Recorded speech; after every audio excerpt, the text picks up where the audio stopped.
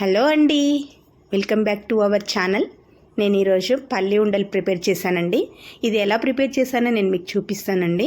నేను ముందుగా ఒక స్టవ్ ఆన్ చేసుకొని ఒక గిన్నె పెట్టుకున్నాను. దాంట్లో ఒక బౌల్ నిండా పల్లీలు తీసుకున్నానండి. ఈ పల్లీలు నేను రోస్ట్ చేసుకుంటున్నాను.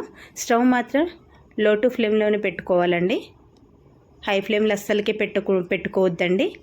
అలా స్లోగా పెట్టుకొని మనం ఫ్రై చేసుకోవాలి. ఫ్రై చేసుకుని పల్లీలన్నిటిని ఈ గిన్నెలో పోసుకుంటున్నాను.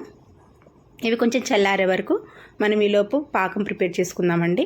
నేను స్టవ్ పైన ఒక గిన్నె పెట్టుకున్నాను.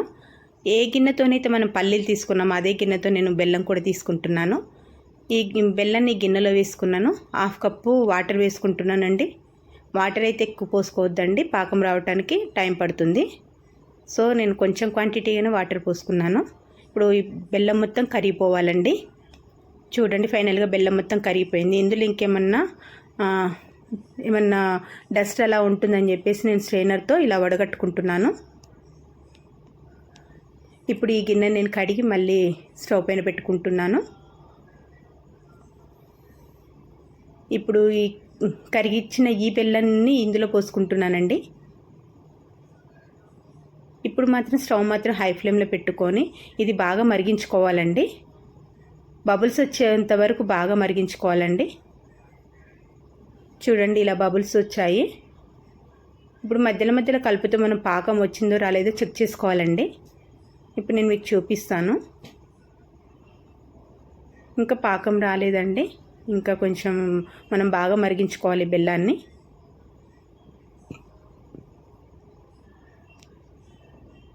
ఇప్పుడు కూడా చెక్ చేస్తున్నానండి. నేను ఒక ఉండలాగా ఫామ్ అయింది, కానీ ఇది ఇలా వేసినప్పుడు సౌండ్ రావాలండి. అంటే ఇంకా పాకం ఇంకా రెడీ అవ్వలేదు.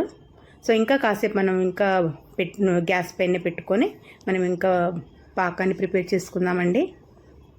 ఈలోపు నేను ఈ పల్లీలన్నిటిని నేను పొట్టు తీసుకొని నేను రెడీగా పెట్టుకుంటాను. ఇప్పుడు ఫైనల్గా బెల్లం పాకం రెడీ అయిపోయిందండి. ఇప్పుడు చేసి పెట్టుకుని పల్లీలన్నిటిని దీంట్లో వేసుకుంటున్నాను ఈ పాకంలో. ఇప్పుడు ఇది కొంచెం ఫాస్ట్గా కలుపుకోవాలండి, ఎందుకంటే మనం తీసింది ముదురు పాకం కాబట్టికి చాలా ఫాస్ట్గా కలుపుకోవాలండి. ఇప్పుడు దీంట్లో నేను 2 టేబుల్ స్పూన్ నెయ్యి వేసుకుంటున్నాను. మళ్ళీ ఇంకోసారి బాగా మిక్స్ చేసుకోవాలండి.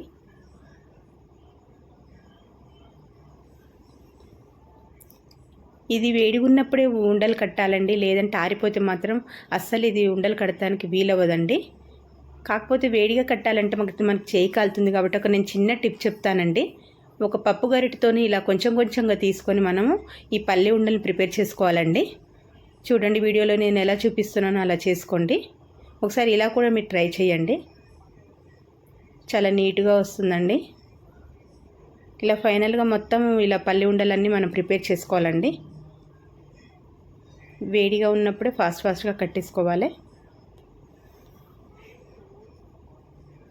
ఇలా చేసుకున్నాక ఫైనల్గా మనకి పల్లి ఉండలు రెడీ అయిపోయాయండి.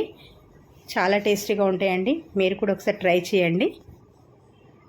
థ్యాంక్ యూ ఫర్ వాచింగ్ అండి. లైక్ చేయండి, షేర్ చేయండి, సబ్స్క్రైబ్ చేయండి.